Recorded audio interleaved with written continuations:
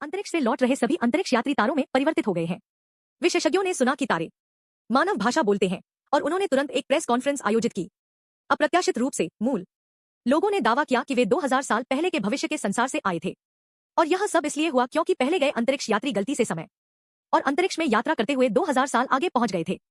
संयोग से ये मूल लोग उसी अंतरिक्ष यान में फिर से सवार हो गए और वर्तमान में वापस आ गए। खबर फैलते ही अचानक हंगामा मच गया। जनता और चालक दल से बात करने वाले मूल लोगों के बीच तीखी बहस हुई। कुछ लोगों ने सहिष्णुता की वकालत की, कुछ लोगों का मानना था कि वे संवाद कर सकते हैं और आध्यात्मिक प्राणी हैं। इसके अलावा उन्होंने बिना किसी खतरे के काम किया। कुछ लोगों ने इसका पुरजोर खंडन किया और सोचा कि वे उनकी जाति के नहीं हैं। उन्होंने जोर देकर कहा कि उन्हें उत्तर पश्चिम में भेज दिया जाना चाहिए। सौभाग्य से अधिकांश लोगों का मानना था कि मूल दंपति का कोई दुर्भावनापूर्ण इरादा नहीं था। शोधकर्ता कुइहुआ ने तो शियाओमेई को उसकी सबसे अच्छी दोस्त की तरह खरीदारी के लिए भी ले गई। हालांकि कुछ दिनों बाद एक चौंकाने वाली खोज ने फिर से दहशत फैला दी।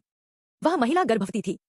गर्भावस्था परीक्षण में शोधकर्ता ने शियाओमेई के बेहोशी की स्थिति का फायदा उठाकर उसे कोमा में डाल दिया। उसकी अचेतन अवस्था में उसने असहनीय सत्य बताया। पता चला कि 2000 वर्षों के बाद मानव सभ्यता का विनाश हो गया था। तारामंडल जाति जिसने पृथ्वी पर शासन करने के लिए उनका स्थान लिया वह शियाओमेई की तारामंडल जाति थी। पता चला कि जब मनुष्य पृथ्वी पर प्रभुत्व रखते थे तब तारे एक समय तारामंडल के पालतू जानवर थे और उनका शोषण किया जाता था।